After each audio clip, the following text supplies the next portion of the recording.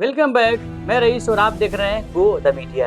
अभी विश्व में भारत को विश्व गुरु का नारा दिया जा रहा है और इसको स्लोगन दिया जा रहा है और इसी वाक़े के ऊपर चुनावी रोटी सेका जा रहा है। लेकिन क्या आपको लगता है कि वास्तव में विश्व गुरु बनने के लिए किन किन आयामों को पूरा करना आपको आवश्यक है, ज़रूरी है? कि क्या वास्तव में भारत एक विश्व गुरु है कि नहीं है? यदि आपको इसको देखना है तो आपको भारत के गाँव में जाना पड़ेगा। जी हाँ, मैं इसी दृश्य को देखने के लिए बिहार के अंतर्गत पश्चिमी चंपारण जिला में गया, जो काफ़ी इस भारत में जिला प्रसिद्ध है। जी हाँ, जिसको लोग चंपारण के नाम से जानते हैं, ये वही चंपारण है जिसको बापू की धरती भी कहा जाता है। यही चंपारण है जहाँ से महात्मा गांधी ने अपना आंदोलन शुरू किया। क्या वास्तव में इससे चंपारण का हाल चंपारण जैसा है कि नहीं?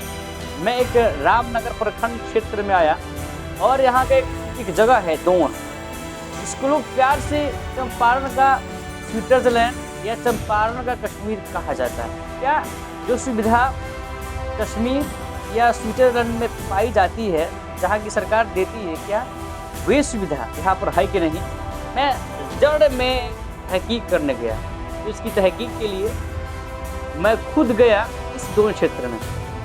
भैया, इस दोन क्षेत्र की हालत ऐसी है कि आप जब देखेंगे तब आप इस क्षेत्र में आप अपना ज़िंदगी गुजर बसर करना भूल जाएंगे। जी हाँ, जहाँ पर आपको फुल्ली लाइट की व्यवस्था नहीं है, ये वही जगह है जहाँ से स्वास्थ्य केंद्र 50 किलोमीटर दूर है और जहाँ से सदर हॉस्पिटल जिला मुख्यालय आपको लगभग 100 किलोमीटर ही पड़ ही जाएंगे। इतना लंबा एरिया है। लेकिन जब हम लोग यहाँ से जा रहे थे कवर करने के लिए, इसका हाल जानने के लिए, क्या वास्तव में विश्व गुरु भारत बना है कि नहीं, तो मैं जब हम लोग गए तो सड़कों की इतनी हालत ख़राब थी जिसको मैं अपने शब्दों में बयान नहीं कर सका। जैसे कि आप तस्वीरों में देख रहे हैं, यह एक नदी है और हम लोग नदी को क्रॉस करते जा रहे हैं। हाल ही में थोड़ी सी बारिश हुई है, 2-3 दिन। इस बारिश की वजह से इस नदी में पानी आ गई है और यहाँ के जो स्थानीय लोग हैं यह बताते हैं कि जब बारिश जैसे ही आती है तो पहाड़ का सारा पानी इसी नदी के माध्यम से होकर गुजरता है और बहुत सारा नुकसान करता है।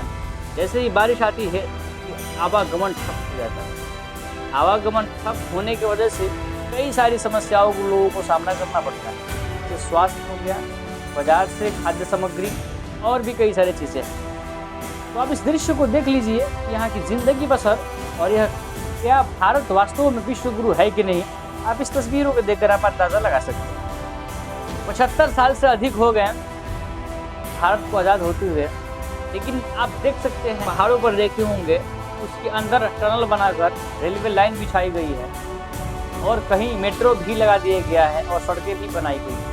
लेकिन क्या वजह है इस पश्चिमी चंपारण के कहे जाने वाले स्विट्जरलैंड जोन का हाल ऐसा है? वास्तव में देखिए, अगर बारिश आ जाएगी तब यदि कोई पेशेंट होगा तो उसकी हालत क्या होगी। हालांकि पिछले साल एक व्यक्ति को सांप काट लिया था, जिसकी वजह से मृत्यु हो गई। वजह तो है सांप काटने का, लेकिन वास्तव में रास्ता बाधित था, बाढ़ आई थी, जिससे उसको बढ़िया से इलाज नहीं कर पाया गया, शहर की तरफ उस व्यक्ति को नहीं लाया गया और उसकी मृत्यु हो गई।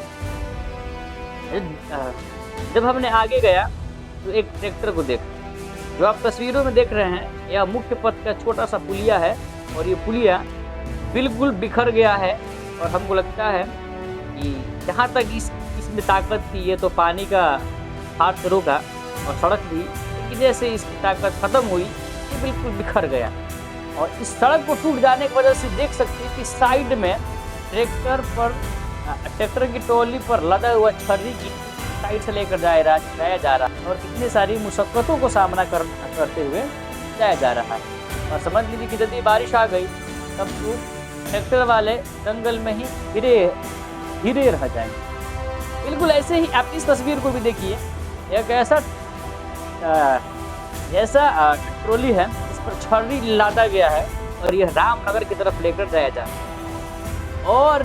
और ये बीच छोटी सी पुलिया पर ट्रॉली फंस गई और साइड में देखिए एक गाड़ी को एक बाइक पर रामनगर से छोटे से कारोबारी हैं,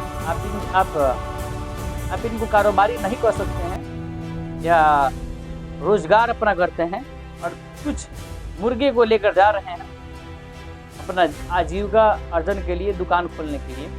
और एक छोटी सी बाइक है, इसको टोटल 6 लोग संभाल रखे हैं कहीं गिर न जाए।